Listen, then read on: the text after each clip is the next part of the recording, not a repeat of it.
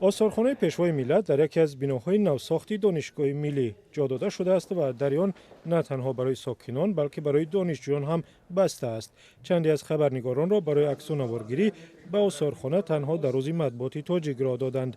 دانشجویان تنها پس از نامنویس شدن در روزهای معین می توانند به آثارخانه وارد شوند. 28 اوگوست در میان 200 اکسپوناتی آثارخانه عکس‌های آوان کودکی، دانشجوی پرزیدنت، کتاب‌های درسی که دانشجویان آن زمان می‌خواندند گردآوری شده است. ژورنالیستانی که اکثراً در رسانه‌های دولتی کار می‌کنند و اینجا بودند می‌گویند آثارخانه امکان فراهم می‌آورد با پرزیدنت نه تنها چون سروری دولت بلکه با آوان کودکی، نورسی و جوانی و دوران دانشجویی‌اش آشنا شوید. امام علی رحمان از سال 1994 در قدرت است. در آثارخانه همچنین درباره چگونه به سر قدرت آمدن پرزیدنت و 13 سال رهبری او و خدمت‌هایش برای تاجیکستان ده‌ها فیلم‌های مستندی ترغیباتی به نوار گرفتند.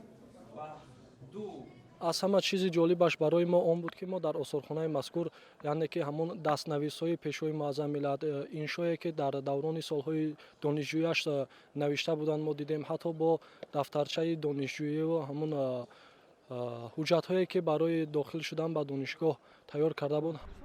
با گفته سیاستشناس عبدالملک قادیروف در زمان زنده بودن پرزیدنت بنیاد آثارخانه معنای آن را دارد که اصول اساسی بالا رفتن در زینه‌های منصب برای اکثر مقامداران تعریف و ستایش رئیس جمهور و به این وسیله جلب کردن توجه او به خود می باشد.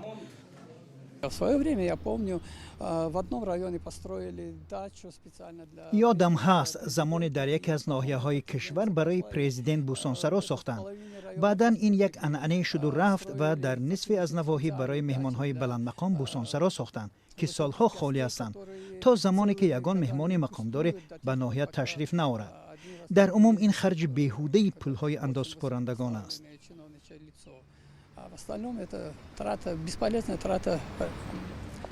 به نظر می رسد در کشور چند مفهوم را آمیخته می کنند. وطن دوستی تنها صداقت به یک شخص پنداشته می شود میگوید قادیروف و می افزاید С точки зрения наших чиновничьих интересов, возможно создание музея при живом человеке. از نقطه نظر منصبداران بنیاد آثارخانه برای آدم زنده یک عنصر ملی است و باید میزان وطندوستی جوانان را بالا برد.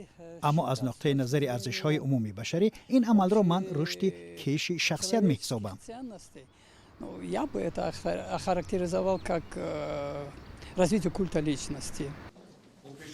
عبدالملک قادیروف بر این است که ساختن آثارخانه پرزیدنت می تواند به یک عنعنه تبدیل یابد و این گونه آثارخانه ها در جایهای دیگر هم بنیاد شود.